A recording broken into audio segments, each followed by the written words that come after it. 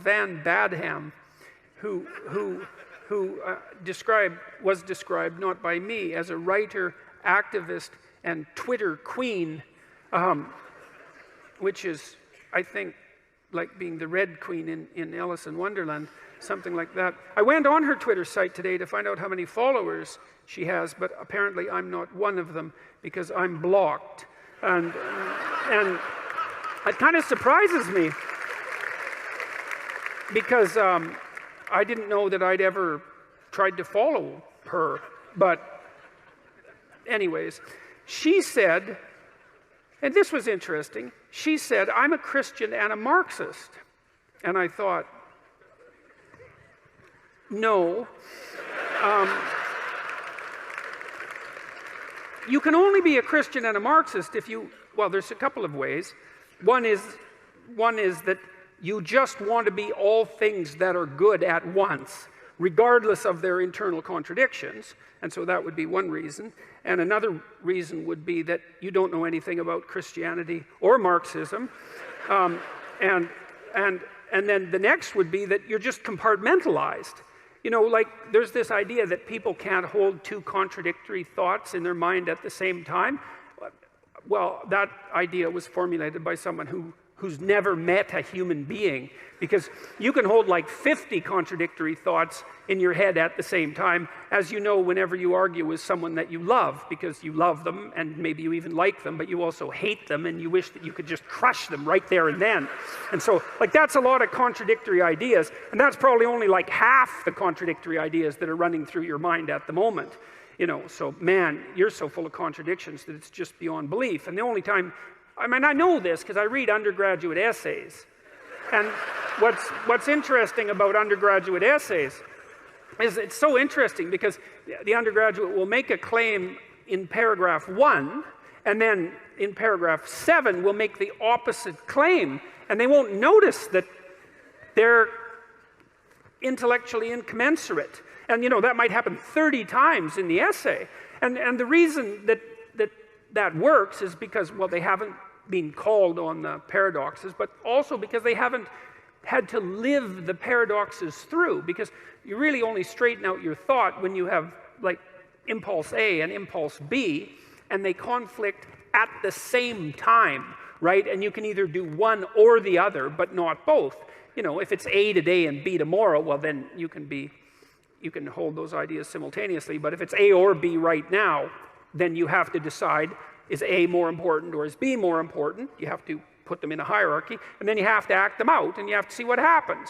And so then you find out if you're full of contradictions, and part of the way that you iron out your contradictions, which is very, very hard to do, is that you go out and you do a whole bunch of things in the world, like Socrates did. You go, you have your adventure in the world, and you put your ideas to the test, and those that work out in a paradoxical or counterproductive manner you dispense with or put lower on the priority list or something like that. And that's how you discover that, you know, you can't hold incommensurate views simultaneously. Carl Jung said that something like, paradoxical views that are not made conscious will be played out in the world as fate.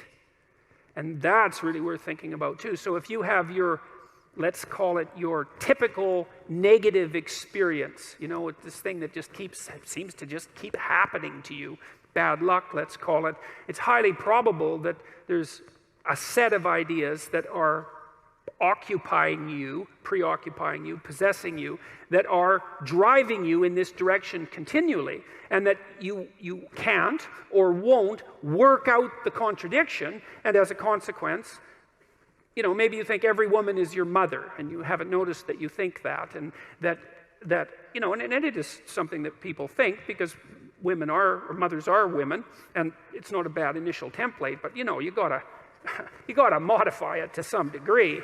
And you know, if that's an unconscious idea that you have and you continue to play it out, you may run into your continual, habitual negative experience with women, and you'll wonder what the hell is wrong with women, but it isn't the women that has the problem, it's you.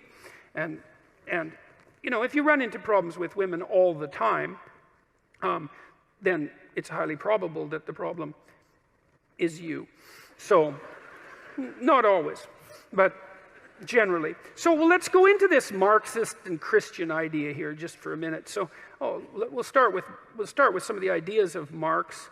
Well, Marx believed that people were basically socially constructed so that we were blank slates, and that whatever our nature was given to us essentially by our surroundings, but even more importantly by our social class, right? Because Marx was a theorist of social class and believed that the primary dispute, let's say, the primary motivator of human history, the primary driver of human history was something like the rich versus the poor, the bourgeoisie versus the proletariat, and that was a consequence of your social upbringing, and that your group identity was paramount. Okay, so there's nothing about that that's vaguely Christian. That's not how the Christian worldview works. It's not how the Judeo-Christian worldview works, because in that worldview, you're fundamentally an individual. Your nature is fundamentally attributable to you by God. You're fundamentally responsible to God, and history itself is something like the playing out of your relationship to the transcendent. So those things aren't the same. They're not commensurate. You can't believe both of them at the same time. Marxism is a materialistic philosophy. It's predicated on the idea that, essentially, an idea that Dostoevsky criticized in great depth was that if you just made people rich enough, let's say, if you deprived them of their privation, if you equalized their economic status, let's say, that the utopia would come to light upon earth. And, I have a certain amount of sympathy for a viewpoint like that, because, who likes starvation and misery?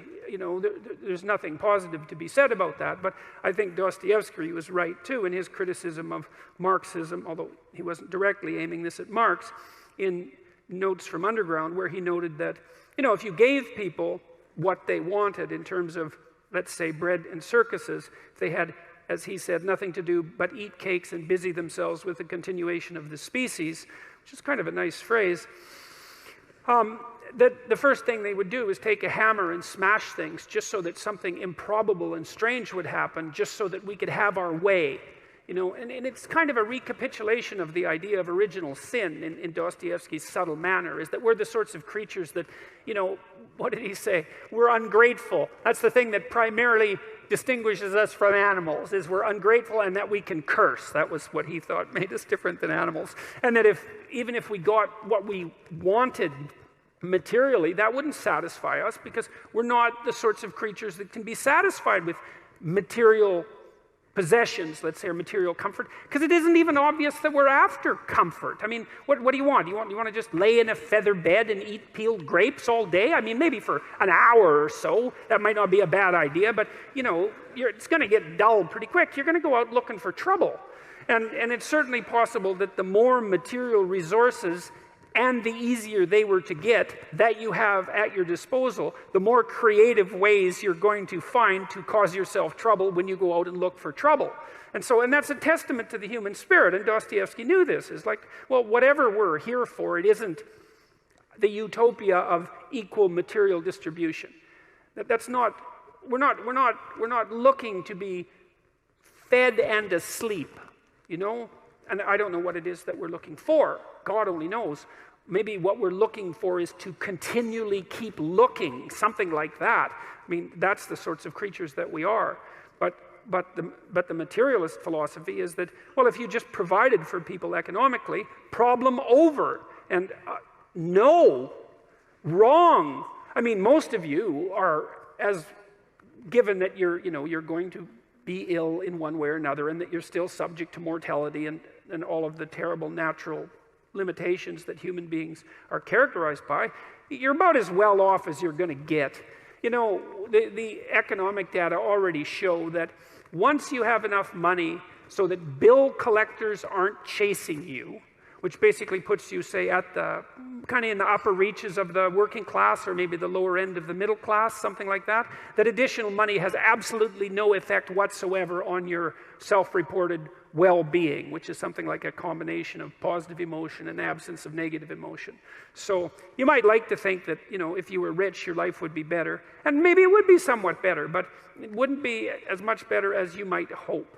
And that's because you'd still have most of the problems that people have. You know, you still maybe wouldn't get along with your sister, and you'd still get divorced, and maybe you'd even be more likely to. And there'd still be illnesses that would beset you. You'd be able to deal with them perhaps with some degree of more urgency. And you'd still have the problem with what the hell your life is for and what you're doing on the planet and how to conduct yourself in the proper way. And so we don't want to be too naive about materialism, even though we don't want to be ungrateful for its advantages. Marx also believed, well, I said this already, that history was basically characterized by the war of socioeconomic groups. That's been transformed more recently into the war of identity groups, which is the same damn thing, and it's the same old wolf in new sheep's clothing, as far as I'm concerned. That the best way to conceptualize human beings is, well, I don't know, whatever your damn identity is. Maybe it's sex for you, and it's ethnicity for you, and it's gender for you, and God only knows what it is for you, and that's who you identify with. And all there is in the world, and this is the postmodernist view, is hierarchies of people in these identity groups struggling for dominion.